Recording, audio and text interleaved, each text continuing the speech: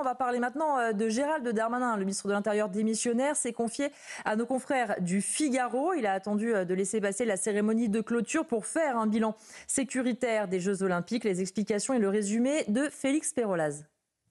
Les Jeux Olympiques, un succès pour Gérald Darmanin. Dans le Figaro, le ministre démissionnaire de l'Intérieur parle d'une baisse impressionnante de la délinquance par rapport à l'année précédente. Dans l'agglomération parisienne, les vols ont diminué de 16%.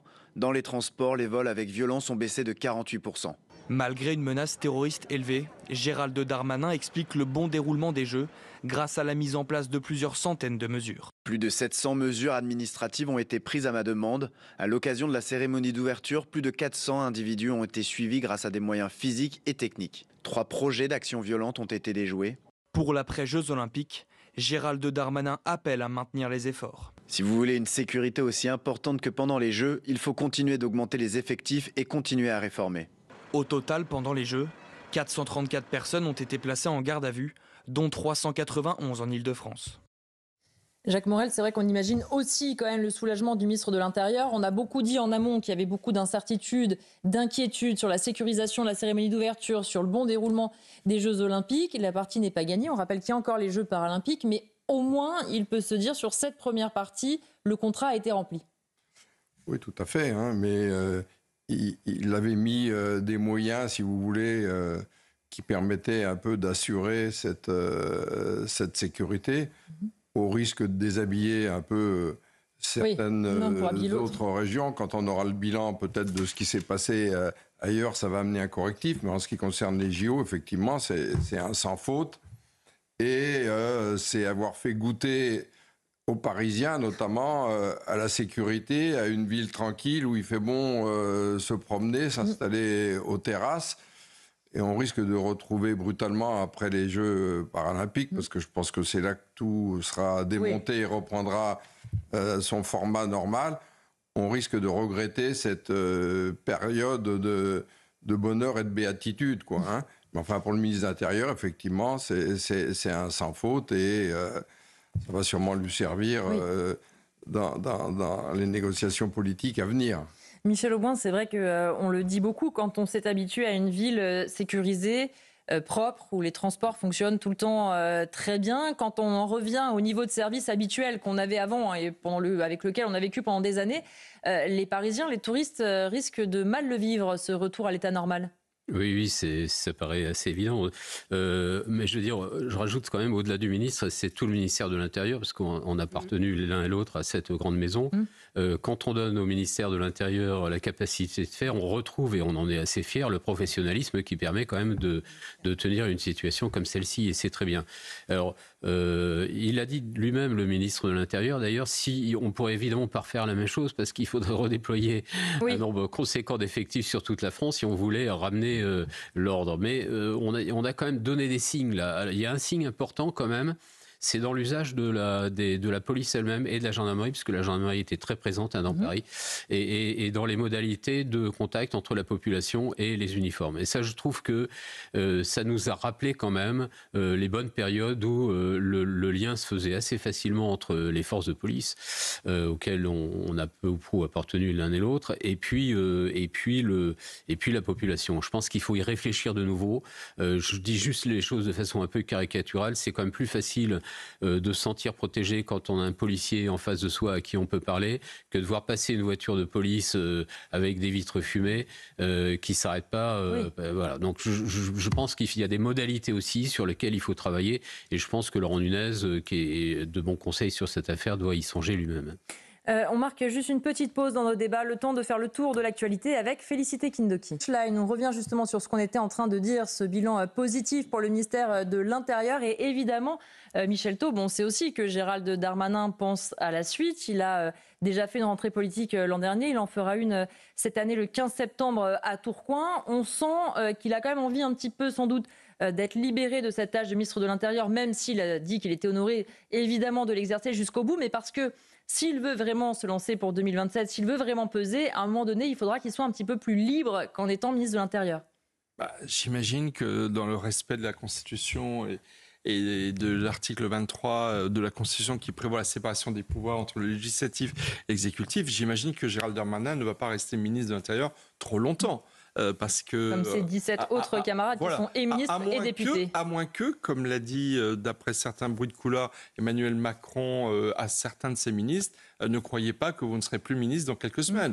Il pourrait peut-être aussi, dans un nouveau gouvernement... Oui, il avait dit ne changez pas les enfants d'école. Voilà, il pourrait renommer certains ministres dans un prochain gouvernement. Bon, très sérieusement, je pense que s'il y a une personnalité politique qui a réussi ces Jeux Olympiques, plus encore qu'Emmanuel Macron, c'est Gérald Darmanin.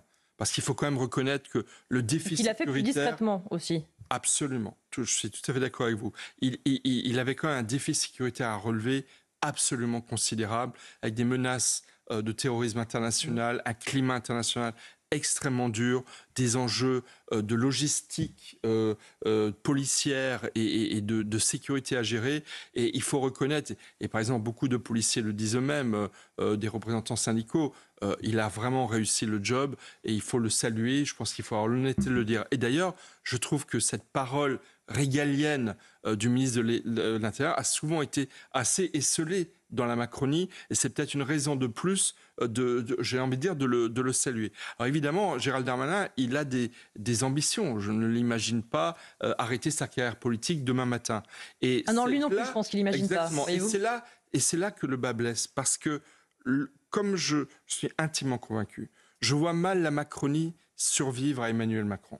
Le problème de Gérald Darmanin, c'est qu'il n'est évidemment pas seul parmi les longs couteaux de la Macronie à s'imaginer un destin présidentiel. Bruno Le Maire, Édouard Philippe, Gabriel Attal, peut-être le premier d'entre eux à ce jour. Et donc, le jour où effectivement Emmanuel Macron a réussi à éviter ce qui est arrivé à François Hollande lorsqu'il était président de la République, c'est d'avoir une vague de frondeurs qui déstabilise sa majorité. Il y a échappé, mais là, par les urnes, il s'est finalement considérablement affaibli.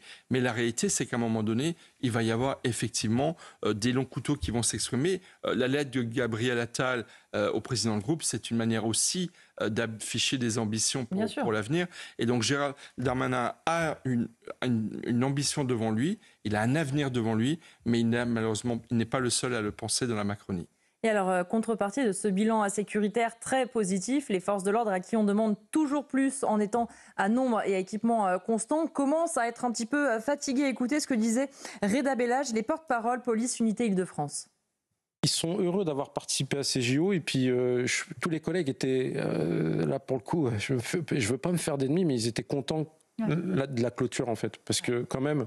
les températures aussi. Oui, les gilets lourds, les gilets pare-balles, la chaleur. On n'avait pas 30 000 parasols. On avait 30 000 forces de l'ordre, mais on n'avait pas 30 000 parasols. Et il faisait super chaud.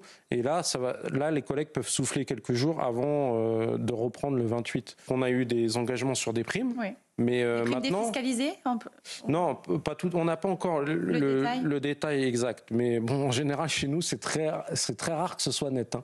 Mais en tout cas, le plus important, c'est que déjà, on obtienne rapidement quand même un calendrier. Ouais. Parce que si on n'a pas assez de primes avant la fin de l'année, je vous garantis qu'on va les ressortir, les bus.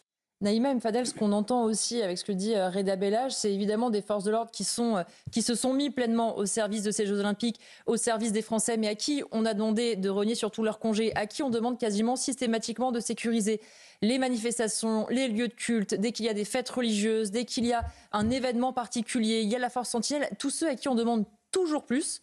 Par contre, on n'augmente pas les effectifs, on n'augmente pas les moyens. Et on sent qu'on commence à tirer sur la corde et il prévient, si les primes n'arrivent pas en temps et en heure, en revanche, attention à la fronde.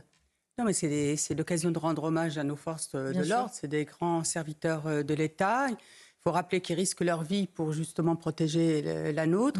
Cette période des JO a été une période fantastique pour eux parce qu'ils ont été au plus près des habitants et dans un moment aussi détendu, tout en protégeant et tout en sécurisant. On ne peut pas revenir, Élodie, à la vie d'avant. Et je pense qu'aujourd'hui, effectivement, le ministre Darmanin, dans le cadre de son héritage, devra faire en sorte qu'il y ait une augmentation effectivement des effectifs et aussi des salaires. Les salaires sont en deçà de ce qu'ils devraient être. Là, vous avez une prime. Mais quand vous voyez la prime qu'ont eue certains cheminots qui ont menacé saboter. Qui ont eu un bras de fer bien plus facile. Et oui, parce qu'eux, ils sont jamais dans le bras de fer, parce que justement, ce sont des grands serviteurs de l'État. On n'imagine pas les forces de l'ordre se dire si on n'est pas augmenté, on ne sécurisera pas. Mais oui, mais évidemment, ils le feront jamais, et ils y vont, et ils risquent leur vie, et même s'ils voient que injustement, ils sont traités, regardez, ils protègent même ceux qui les maltraitent et qui les insultent. Je vous rappelle notamment quand Boyard a été protégé par la police alors qu'il dit que la police tue quand il était menacé. Moi, je suis vraiment très profondément attachée à ceux qui servent l'État, qui nous servent en fait, qui nous servent. Et j'ai cité tout à l'heure les préfets parce que j'ai eu le bonheur de travailler avec eux. Ce sont des grands serviteurs de l'État. Le ministère de l'Intérieur est un grand ministère, et je trouve que Gérald Darmanin, je veux toujours l'appeler Gérald Darmanin, l'incarne, vraiment l'incarner, et je pense vraiment qu'il a dû prendre beaucoup de plaisir à incarner malgré les difficultés, et que les forces de l'ordre lui rendent bien, parce qu'il les a beaucoup aussi défendus. C'est vrai que il faut ajouter simplement, c'est qu'il est ministre de l'Intérieur déjà depuis plusieurs années. Exactement, et donc il connaît bien. Il est très souvent, tous les jours, à Beauvau. Donc en fait, il écoute beaucoup. Il a été à l'écoute aussi de la structure. La police, la gendarmerie, qu'il ne faut pas oublier, qui a été très présente et qui n'est pas du tout sûre d'avoir des primes, elle. Et puis toutes les infrastructures autour, parce qu'on oublie tout le reste, les préfectures, etc. Enfin, tout le monde était prêt. Et M. Darmanin, il a été très proche des personnels, de l'ensemble des personnels. Et je pense que ça, c'est très important. Moi, qui ai une assez longue expérience au ministère de l'Intérieur, il y a une très grande différence entre les ministres de l'Intérieur qui écoutent leurs collaborateurs et ceux qui ne les écoutent pas. Moi, je ne citerai pas de nom, mais enfin, on comprend tout. C'est pour ça que je disais qu'il a incarné vraiment ce ministère. C'est clair. Et c'est vrai, Jacques Morel, qu'on se rend compte depuis l'arrivée de Gérald Darmanin à l'intérieur, qu'il y a eu un changement, notamment avec Christophe Castaner, puisque les forces de l'ordre ont toujours dit, au moins on se sent soutenu par notre ministre. Et puis il y a aussi, alors parfois on l'a senti très seul, mais il a toujours été aux côtés des forces de l'ordre. On ne peut pas citer un seul exemple où il ne les a pas défendus, toujours avec volonté d'avoir plus d'ordre, d'avoir plus de bleu dans la rue. Alors effectivement, quand vous êtes un peu seul au gouvernement sur cette trajectoire, vous n'arrivez pas forcément au bout, mais en tout cas, dans ses paroles, dans sa volonté, dans son cap, il a toujours été clair, le ministre de l'Intérieur. Oui, c'est un élu qui vient de province, il connaît bien, si vous voulez, et la police et la gendarmerie. Il a pu jouer et faire manœuvrer les deux forces, il a eu les chefs derrière lui. Bon, je pense que les engagements qu'il a pris, même s'il y a des gens qui n'étaient pas d'accord, il a été au bout de ses engagements et de ses convictions, et que maintenant, ça serait le juste retour des choses, qu'il ait le retour des objectifs qu'il a tenus et du succès qu'il a obtenu en ce qui concerne la sécurité de ces Jeux Olympiques.